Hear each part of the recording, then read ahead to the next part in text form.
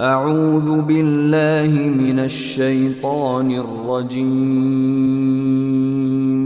بسم الله الرحمن الرحيم.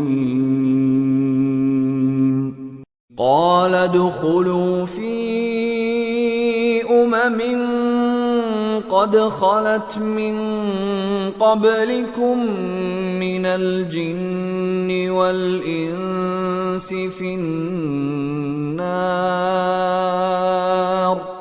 كلما دخلت أمة لعنت أختها حتى إذا اداركوا فيها جميعا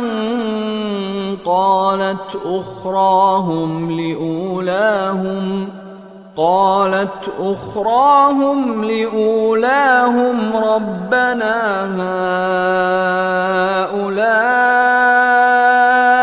أضلونا فآتهم عذابا ضعفا من النار قال لكل ضعف ولكن لا تعلمون